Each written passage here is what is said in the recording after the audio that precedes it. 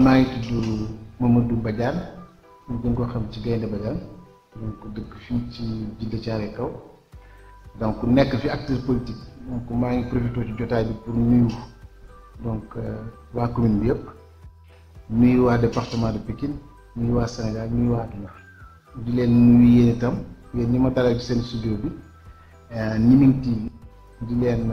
kontaane di rafetlu bu baax invitation bi. waa politique bi maa ngi ci bëgg a yàgg tuuti parce que maa ngi ci dugg en 2000 nga mës a dugg ci politique dugg ci alliance des forces de progrès bi Moustapha Niasse woowee sénégalais yi pour ñu jàppale ko et bi ma ci duggee ba léegi xaw ma beneen parti parce que je fais partie de ceux qui pensent que lu mel ni ay transhumance du yëfu nit donc benn parti boobu laa am ñu demee nag ba 2015 moo am scission ci biir parti bi ñu dem ci grand parti boobu ba léegi tam maa ngi ci grand parti man sama parcours politique yëpp surtout lu jëm ci joŋante ci alliance rek laa mës a nekk di ci dox parce que boo xoolee ñun en 2009 même bi ñuy gagné collectivité locale bi c'était dans le cadre de Benno Siggil Sénégal donc coalition bu mag la woon bu nekkoon ci Sénégal gépp ñu dem ba pratiquement gagné mairie yu bari biñ ci nekkee tam ba may demal sama bopp en 2014 sax di bokk ci peloton de tête bi donc ci podium bi maa ngi demee woon ci listu bés bu ñàkk donc bu sëñ Mansour Sy Djamil ñu waxtaanoon ak ay nitam ba mu jox ñu këyitam ñu dem ci te biñ ciy dem am na ñeneen ñu àndaloon nekk ci di kurti ba donc jël 3e sur 11 candidats biñ ci jógee tamit même bi may dem législative di nekk ci liste départementale c'était dans le cadre de Manko Wattu Sénégal donc du moins Manko Taxawu Sénégal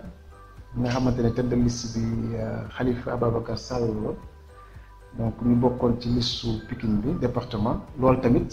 coalition bu large la woon ça veut dire que man sama jaar-jaar politique bu suma xaal sama yoon man dong demal sama bopp je suis toujours en groupe ci coalition la mës di dox mais c'est normal xam nga la politique est dynamique maanaam politique du lu figé day dox ay c'est un jeu d'acteurs nga xam te ne ay alliance la ay mésalliance et cetera donc à chaque fois day am ñu dajaloo ëllëg tamit pour des raisons politiques wala géopolitique wala réel politique comme on dit tàqali koo am àndaat am et cetera c'est ça réellement la politique waaye lépp ci rek koy àndal mu fekk peut-être ngeen bokk gis-gis ak xalaat ba mën a ànd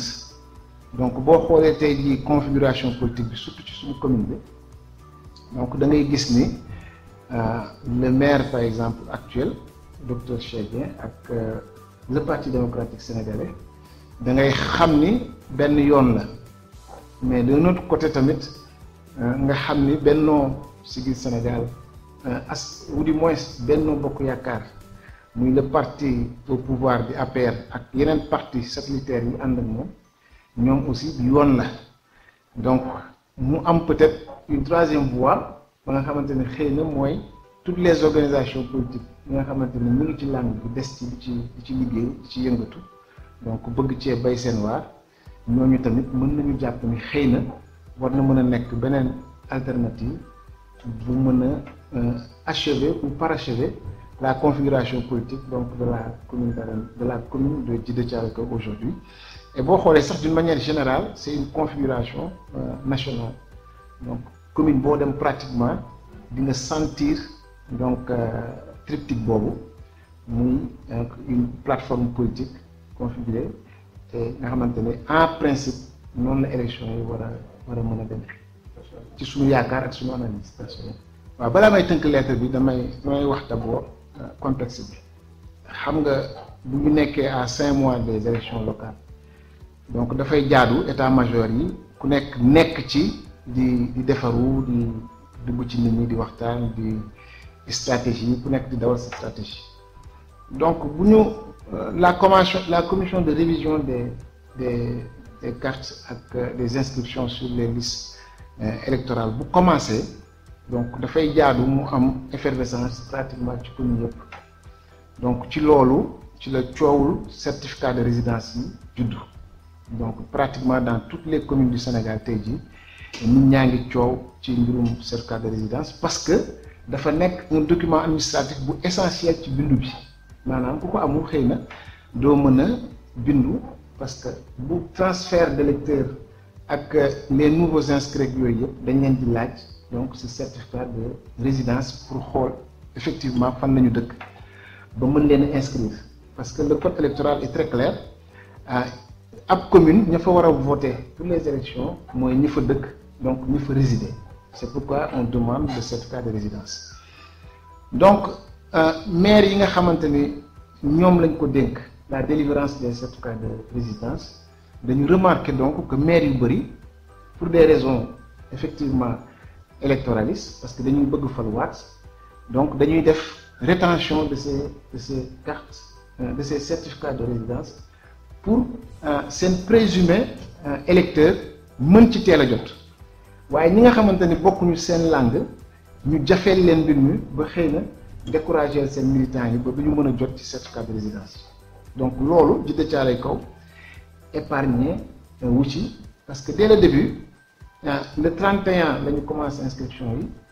ba tey jii may wax ak yow te loolu laa bind ci lettre bi donc coow yi dafa bëri ci commune bi et que les gens pensent que le maire donc dafa vraiment dafa galgal mbir mi pour que mu jafe ci ñi àndul ak moom donc ci loolu laa jóg donc bind lettre bi di ko xamal ni commune aussi démocratie moo koy dawal mais aussi ay bonnes pratiques de vie parce que ñun ñi bokk commune bi boo xoolee en général nous avons des liens sociaux très forts donc lan moo am tey Djiddah Thiaroye Kaw Djiddah Thiaroye Kaw dañu mbir mi dafa démarrer ñu gis ni am na ñu far ci langu maire bi ñi ngi yor seen saak def ci ay certificat de résidence yu bari di tambaambalu ak moom ci commune bi surtout au niveau du centre bi nga xamante ni fa la ñu loger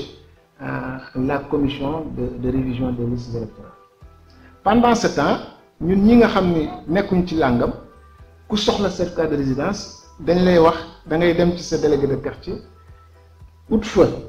certificat de domicile doog a dem mairie ut fa certificat de résidence doog a mën a dem ci commission bi inscrire mu nekk donc deux poids deux mesures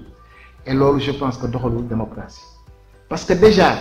officier d'état civil yi nekk ci commune bi rek ñoom c'est des officiers assermentés déjà et que seen responsabilité dafa nekk ci certificat de résidence yi et dañu engagé seen responsabilité civile comme seen responsabilité pénale donc c'est impensable aujourd'hui que ay doomu aadama yor seen saak yi nga xamante ne duñu ay officier d'état civil def ci ay certificat de résidence yu ñu signé ba pare di taxawaaloog moom ci centre bi et puis di ko jox seeni nit ñuy dem di inscrire facilement et que les autres ont ce problème pour s'inscrire donc ma fàttali ko ci lettre bi xamal ko ni ko li ñu boole kat moo gën a fort li ñu tàkkali te li ko koy firnaal mooy daanaka bi mu fi toogee ba léegi mësuñu ko ŋàññ mësuñu xiiroog moom ci lenn parce que comme ñun dañu jàpp ni la politique est par essence le lieu donc de dialogue et d'élégance et de générosité donc ñu jàpp ni loolu waru ko mën a def donc te boobu yëpp muy 7 ans yi mu fi toog donc xiiroo amul ŋaayoo amul parce que dañoo respecter électorat bi ko fal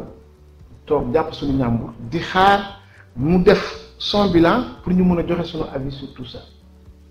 donc waroon naa seet ci loolu bi ci des bi ñuy séddale dund ci commune bi nga xamante ni dund baa ngi jógee ci nguur gi dans le cadre de la du programme riposte contre la Covid-19 moom ba mu soxlaa am légitimité dans cette distribution dafa ñoo woo ñun ñëpp je pense que parti politique yu bëri ña nga fa woon ay grand parti ay Pastef ñun ñëpp ñu vraiment ñëw toog ci wetam ànd ak moom gunge ko ci distribution bi ba coow amul dara amul lépp jaar yoon te loolu bañ koy def dañoo xool rek ci askan bi waroon koo def ak moom ñu ànd ak moom def ko boo fàttalikoo ci un passé très récent tamit li xew ci marché bu bees nga xam ne de façon illégale nguur gi dafa bëgg a foqat ci marché bi teg ko ci loxo Aliou Sall di le frère du président de la République dañoo ñëw ci wetam créer li ñuy wax les forces vives de la commune ànd ak moom di xeex pour jëlaat marché bi parce que on s'est dit que marché bi c'est une infrastructure de la commune bu waree jóge suñuy loxo jaadu nañu lëkkaloo def benn say xeex ba jotaat donc ñu ànd ceeg moom donc pour toutes ces raisons nga xam ni vraiment dañu dawal compréhension dawal démocratie donc faire violence sur nous-mêmes ànd ak moom pour liggéey suñu commune donc mënuñu concevoir tey bi ñu demee pour bindu jëm ci ay joŋante mu gàllankoor nit ñi jël mbir mi jox ko waa këram ba pare xañ ko ñu ci des donc ci laa ko nag pour jeexal lettre bi ci laa ko fàttali ni ko dëkkuwaay ñun ñi fi nekk dañu am vécu dañu am perçu dañu am conçu dañu am benn identité ba nga xamante ne dañ ko partagé ci territoire bi dañu am ay liens très forts nga xamante ni depuis des décennies suñuy maam yi ñoo ko tissé suñuy parents yi feddali ko ba mu egsi ci ñun donc je pense que mbir mi mën naa rafet et que mu jaarale ko yoon ba sax ma proposé ko mu na récupérer les certificats de résidence yi mu jox waa këram mu ko récupérer delloo ko les officiers d'état civil assermentés ba pare mu délocaliser maanaam mu yóbbu état civil bi fële ca centre ba nga xam ni commission bi fa la nekk mu dem teg fa ay table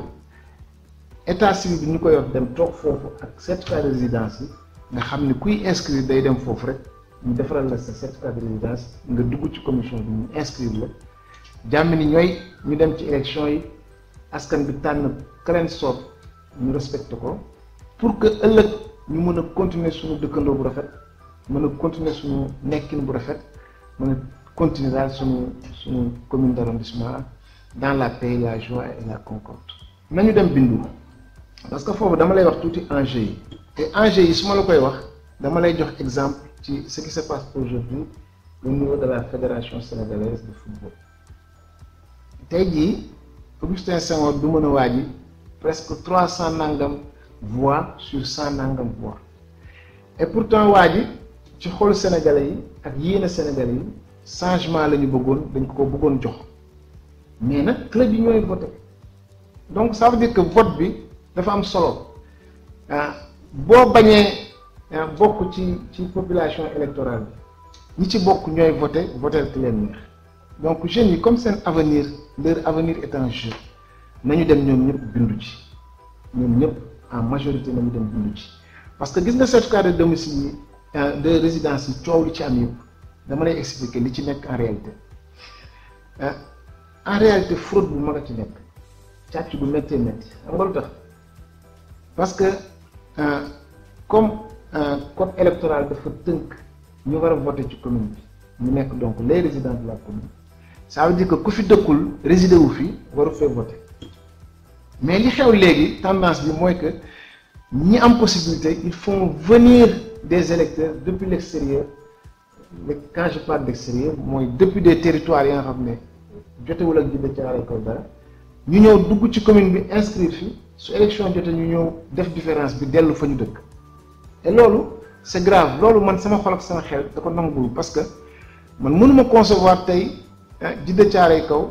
ñu dëkk Njagañaaw wala ñu dëkk Daaru Musti wala Guinguinéo ñëw falal ñu maire dem seen yoon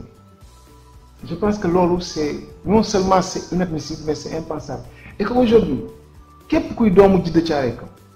au-delà même de l'inscription bi nga war a def mu nekk une démarche citoyenne obligatoire da nga war a sóoraale aussi que ni ki nekk ci biti warulaa falal maire ba pare parce que bu la falalee maire le maire bii falu il ne s'occupera pas de toi parce que du yow yaa ko fal donc ñuy ñaaxaat askan bi ñu gën a vigilant ci loolu et mu jaral leen lu ne man de jaral na ma sax dóorante ay yëpp parce que entre guillemets bien sûr parce que lu doy waar la quand même que ay nit choisir qui nekk à la tête de cette commune alors que ñoom sax dëkkuñu fi donc ça veut dire que tu vas cotiser ton argent dugal ko ci recette commune bi say effort parce qu'il y a un effort collectif qui est fait à chaque fois pour le développement de cette collectivité locale donc ñu boole lépp teg ko ci loxoy doomu aadama ba xam ne ña ko fal seen yoon nekk fi parce que dëkkuñu fi donc je pense que loolu vraiment ça va à l'encontre de li ñuy wax les principes fondamentaux de la décentralisation et que aujourd'hui les citoyens que nous sommes de Djiddah Thiaroye Kao war nañu xeex suñu kéemtalaay kàttan ba loolu dootul am en tout cas j'invite toutes les populations de la commune ci taxawaay boobu et je lance un appel même à la commission qui est en train aujourd'hui d'inscrire les gens dans les listes électorales les plénipotentiaires yi toog ci commission bi je leur demande de se battre et de faire obstruction à toute velléité allant dans ce sens maanaam foofu ñu toog nañu xam ne askan bi lañ fa toogal et que képp ku ñu sentir ni dëkkoo ci commune bi ñëw nga ak résidence ba nga xamante ni kenn xamul foo ko jëlee pour inscrire ci liste yi nañu de façon physique nañu opposé wu su ko defee on fera appel au préfet moom qui est le garant de ces élections dans l'arrondissement de Daboudan bu ñëwee le sous-préfet bu ñëwee dina régler mbir mi et leneen li gën a grave mooy le certificat de résidence c'est un document administratif le fait pour un maire wala pour son officier d'état civil mu délivrer ko ku dëkk fële Guinguinéo c'est un délit parce que c'est un faux et usage de faux un délit donc puni par la loi sénégalaise et que donc ñoom waruñu ci sax dugg en tout cas les jeunes de Djiddah Thiaroye Kao les femmes et tout le monde lii ñu jëm ci élections yi c'est des élections qui vont être déterminantes parce que même l'avenir de cette jeunesse da ci mën na ci dépendre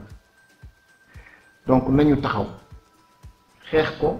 ba mu dem ci transparence ba mu dem ci ni ñu ko bëggee et que le meilleur gagne askan bi jël plein sort plein neex jox ko commune bi ñu continuer liggéey bi pour le bien de la collectivité locale en sachant que ces élections sont déterminantes dans la mesure où qui gagne ces élections va gagner les présidentielles de 2024 donc c'est important en tout cas ñoo ngi nuyu ñëpp di sant ñëpp bu fekkee damay jeexal di ziar waa askan bi di leen ziar bu baax encore une fois di rafetlu invitation bi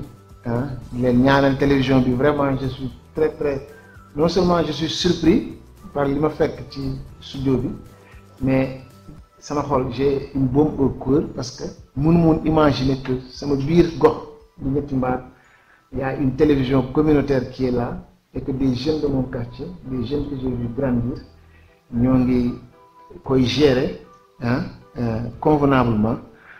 je pense qu'à partir d'aujourd'hui man dootuma dem wax fenn fii rek laay waxee di sama soxla à partir d'aujourd'hui donc di leen ziar yéen ñëpp Ndeye Bey Aminata Ndiaye ak Ismaïla yàlla na yàlla defal leen jàmm et que ce projet qu'il soit un projet très réussi et ñu leen di séntu ci auprès de CNN wala ay voilà BBC ak jërë ngeen jëf